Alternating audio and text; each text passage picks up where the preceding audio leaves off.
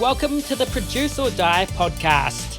This is a show dedicated to video producers and filmmakers who want to achieve massive creative and financial success. So let's roll. Let me ask you the most important question of your life. What did you have for breakfast this morning?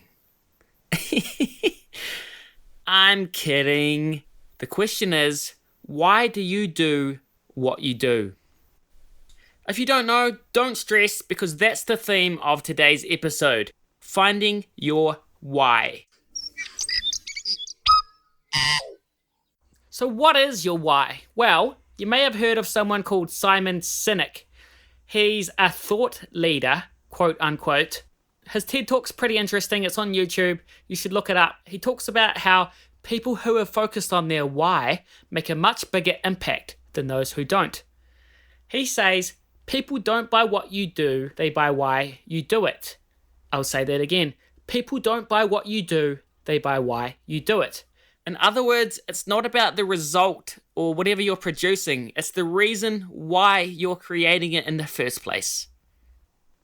This is important for businesses, but it's just as important for us as content creators and storytellers, because finding our why helps us create our model of the world.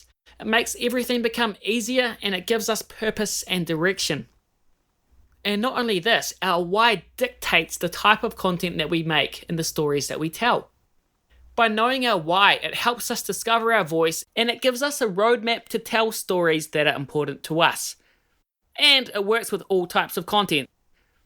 If we look at long-form content like documentary makers, directors, writers of TV series, if they're successful, then I bet you $5 they've honed their why. This is evident because they all have a unique voice, something that makes them stand out. And the way to tell is because if you look closely, you'll see the same patterns and themes reoccurring in each piece of content that they create. Your why doesn't just help long form, it helps short form. So if we look at commercial videos, if you're a commercial video creator and you're competing on the what and the how, you'll be evaluated by potential clients on price and maybe equipment and some other features. But if you hone your why and if you can articulate it well, then others will be able to understand what you believe in and want to hear what you have to say.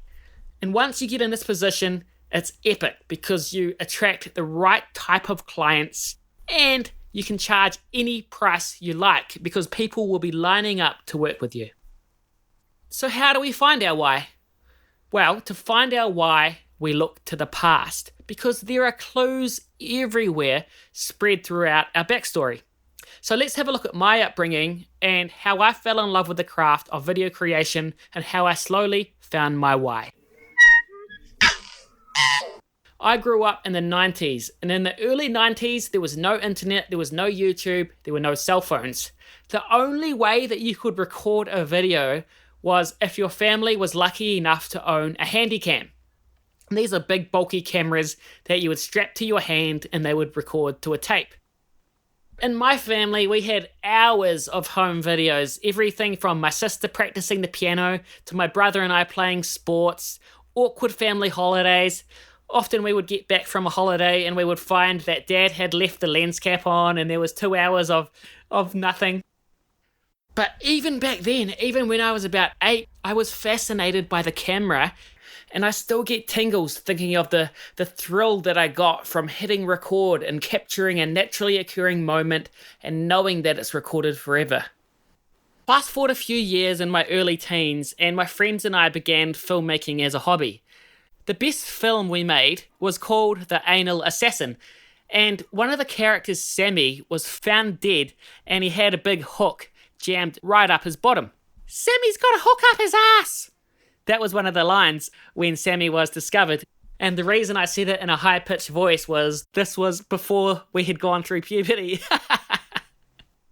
So in my later teens, it was becoming even more clear that my love of video creation was growing. And one of the things about me is when I like something, I like something. At this particular point in my life, I was obsessed with skateboarding and making skate videos.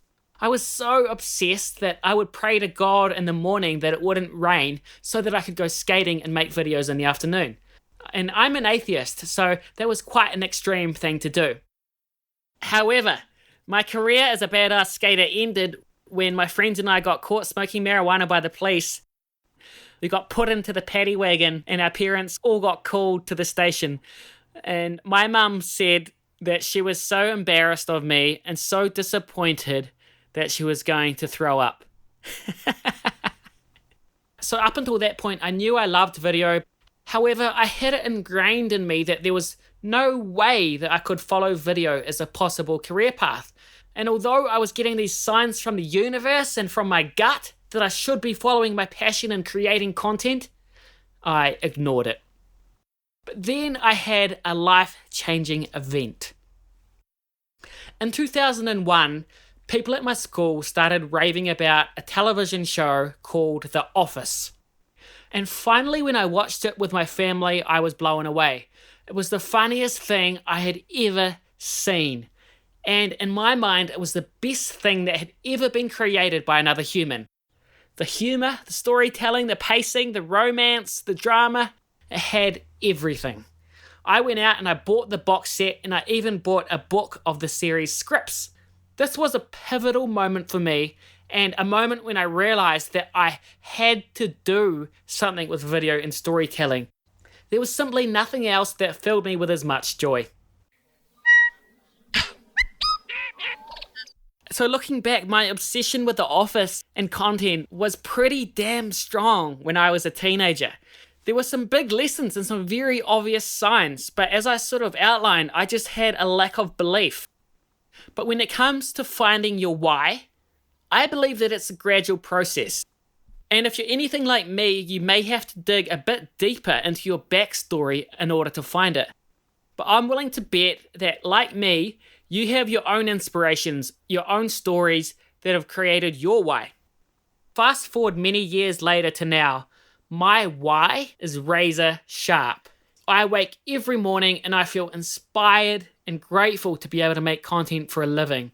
And I'm more in love and passionate about the craft than I've ever been.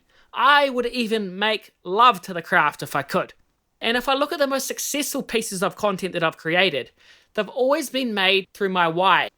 And every time I've tried to do something different, it's never been as successful because the audience can smell it. As soon as something isn't authentic to the creator, it seems fake. Knowing my why has helped attract clients who share the same values as me. And these days, I only work with people that I like and people whom I know will benefit from my unique style.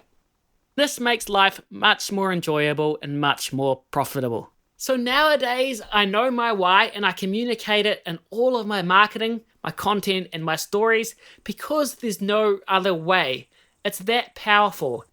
I believe that your why can give you inspiration, it'll build your brand, it'll make you more money, and it's the backbone of your whole existence. So get out there, find your why, and align your life and your content around it. Let me know how you get on. I hope you enjoyed this episode, and I'll see you in the next one. If you've enjoyed this episode or you want to give me any feedback, hit me up on Instagram at mearle.nz. Laters.